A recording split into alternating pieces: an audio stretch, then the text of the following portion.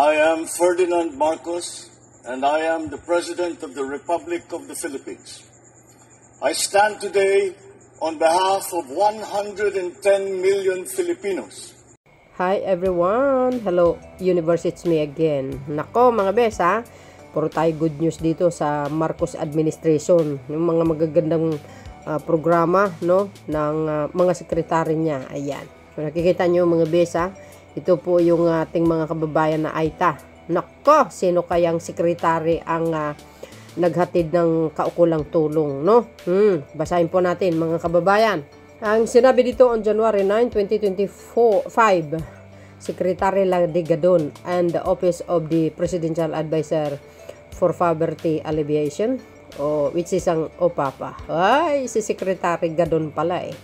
Resume the second wave of the Batang Busog Malusog, which is ang BBM program, Pamaskong Handog at sa Kamatsili na Buklod Elementary School. Nako, medyo malayong lugar ito ha. Pampanga to guys, for sure, no? Talagang hango sa pangalan ni Pangulong Marcos Jr. Batang Busog Malusog. Ayan.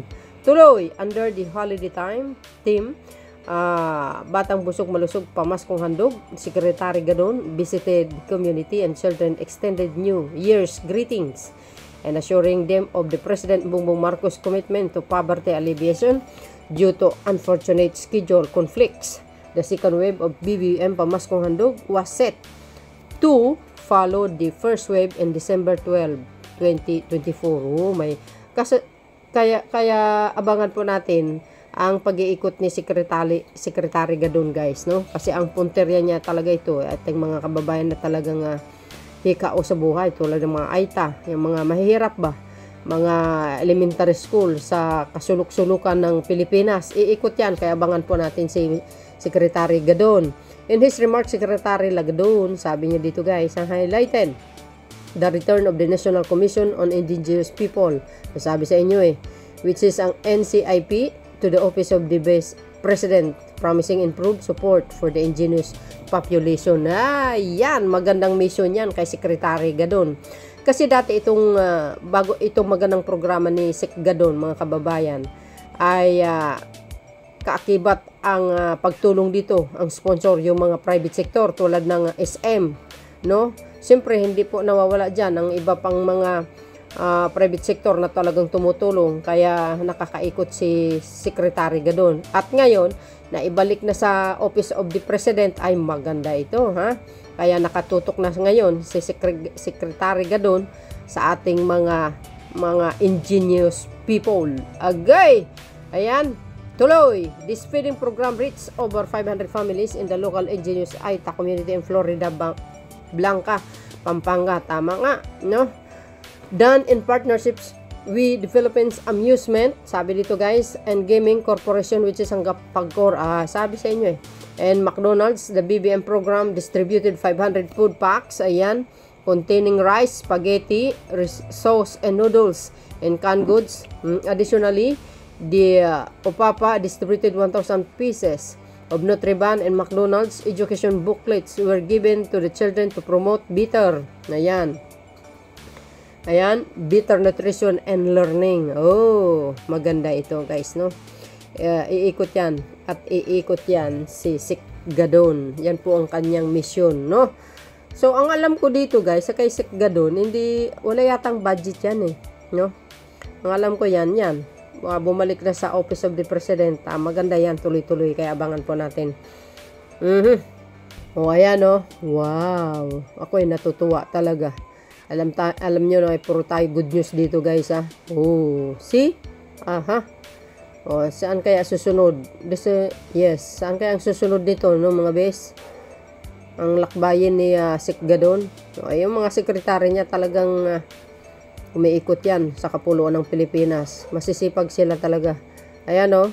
Oh, you see? Kaya aakyat ng bundok si Secretary Gadon para magbigay ng kaukulang tulong. Ay guys, malaking tulong na yan sa ating mga kababayan na talagang mahirap. Dapat yan talaga ang tutukan. Itong mga kababayan natin na mahirap, lalo na kapuskita, no? Kaya nga yung AKAP di ba? Yung AX, kinukontra nyo. O, di ba? Yung kinukontra ng mga anti-Marcos. O, wag daw magbigay ng ng tulong sa mga mahihirap. Di ba? Bakit? Hindi naman araw-araw magbibigay ng tulong ang pamahalaan O, di ba? Yun. Di ba? Ayan. Mas maganda nga yan At least nakikita nyo kung saan napupunta ang pera ng bayan na itulong, na ibabalik sa mamamayang Pilipino. Kaysa naman kukurakutin ng iba dyan na 612.5 million. O, di ba? Kaya, ayan, tuloy.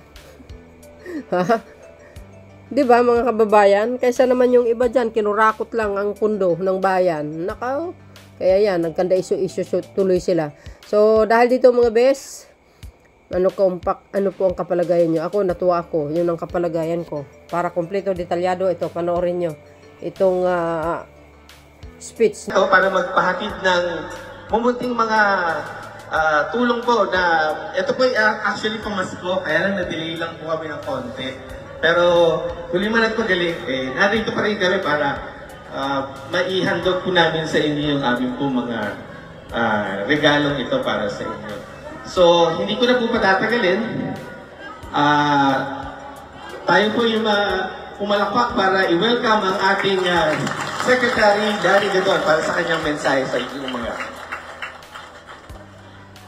Magandang umaga sa inyong lahat at batiin ko kayo muli ng isang Happy New Year at isang masaganang bagong taon. At ako ay natutuwa na ako ay makasama kayo ngayong araw at upang kayo ay makadaupang palad at upang maibigay naman namin sa inyo ang aming pamasko. Ito po ay actually ay nanggaling sa Office of the President at ito ay pinamamahagi through PAGCOR.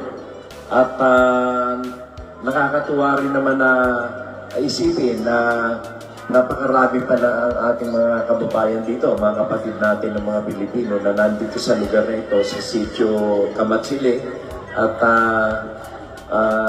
malugod na sumasalubong sa atin.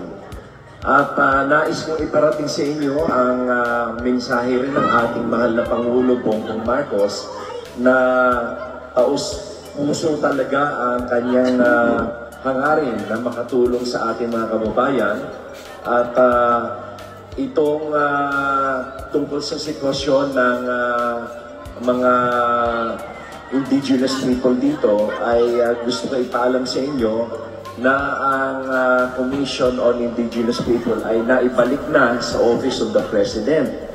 Oo. Dati kasi ay isang ahensya ito na hindi naka-attach sa Office of the President. Ngayon ay ibinalik na sa Office of the President. Kaya mas makakapagbigay kami ng magandang plano, makakagawa kami ng magandang plano, mas maipatutupad namin sa Office of the President ang anumang mga hakbangin na makakatulong talaga sa ating mga kababayan dito. Lalo-lalo na kayo na mga taga rito sa sitio Kamatsili dahil meron kayong mga ibang mga espesyal na pangangailangan. Kaya asahan nyo na magmula ngayon, ang ating Pangulong Bongbong Marcos ay kayo ay nasa kanyang puso at saka nasa kanyang isip. Kami ay palagi makikipagtulungan kay Chairman upang maipaabot sa inyo ang pagmamahal ng ating Pangulo at ng ating administrasyon. Magandang umaga sa inyong lahat at nagpapasalamat din ako sa mga sumalubong sa akin dito ngayon.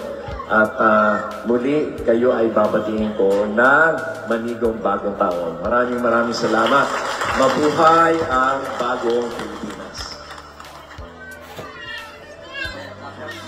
Maraming salamat po, Secretary Larry Gadon, President for Poverty Alleviation. So, pwede po bang i-request natin yung ating po mga kasama dito sa gilid na mag-compress po tayo dito para po sa isang group photo habang sila po yung lumalapit. Isang group photo na sila. Lapit po. Kasama po sila. Kayo to po na. Indian peace. So, compress po tayo. Lapit po yung iba para makasama po kayo sa picture. Kasama po ang ating secretary. Okay. Lapit po yung iba para makita din po kayo sa photo. Pwede pong lumapit. Compress po. Dito kayo iba. Maluwag po dito sa side na to. Yan. Okay. Dito po ang tingin lahat. Okay, salamat po. So kaya po nang in-announce ko kanina, unahin po natin yung ating mga senior citizen. Masaba po natin dito. Line up na po dito yung ating mga...